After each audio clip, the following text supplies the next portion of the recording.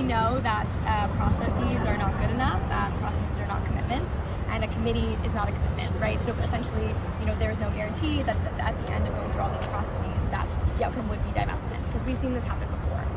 In 2016, U of T President Merrick Gertler rejected a committee's recommendation to divest from fossil fuels. After students went through the bureaucratic processes and procedures that were in place, the outcome was still a no. President Merrick Gertler said no. And so we believe that if we were to go through this process again, the outcome would be the same, because it's the same president and it's the same process, right? And so we know that there's an active and ongoing genocide that's happening right now. We don't have the ability to wait 6 months or 6 years in order to get our demands met, in order to get divestment, in order to end the University of Toronto's complicity in this ongoing genocide. And so we are, there is a proposal for a process, but we are much more interested in commitments, we're much more interested in divestment, and getting the University of Toronto to end complicity in this ongoing genocide. Of course. So basically our update was in our previous meeting before the one that was yesterday. After that meeting, the University of Toronto had sent us an email summarizing all the talking points that we discussed with regards to our demands. And at the tail end of that email, they had tacked on something small to it. They had basically said, we're kind of digging our heels here on cutting ties with academic institutions in Israel, but what we can offer you is a bit of a reconciliation prize. We can offer you the employment of 2 chairs of Palestinian studies at the University of Toronto, and we can offer you additional funding for the Scholars at Risk program for Palestinian students.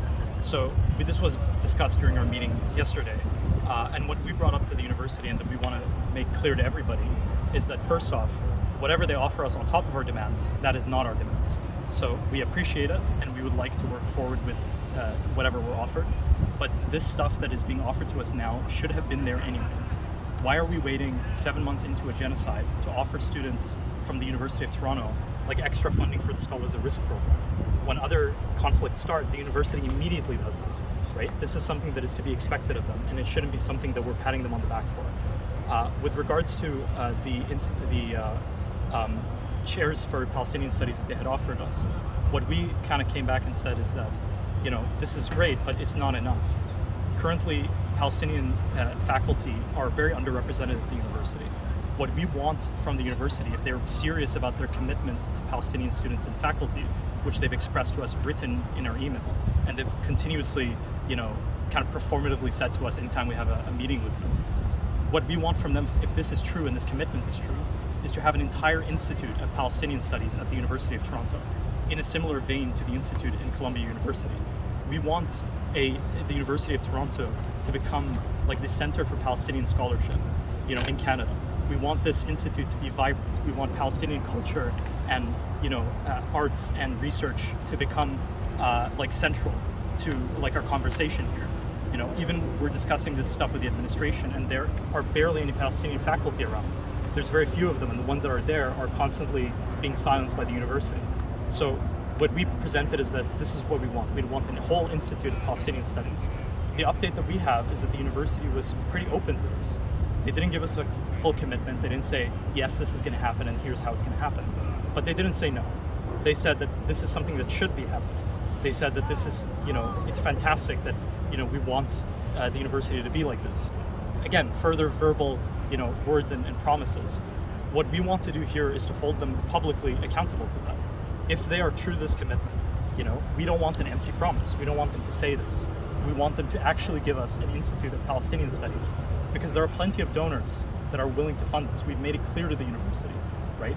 There are plenty of donors in the Palestinian community, the Arab community, the Muslim community, the wider Toronto community that would be eager and willing to give their donations to an institute like this. The university simply just has to do it, and they have not. And it is a travesty that we are, this 76 years after the Nakba, and Palestinians are not even being considered as people to have an institute or studies. There's so many different departments for different cultural studies, and the whole Middle East is classed under Near and Middle Eastern studies or civilizations, right? It's a very weird dichotomy between what the university is saying and what they're doing.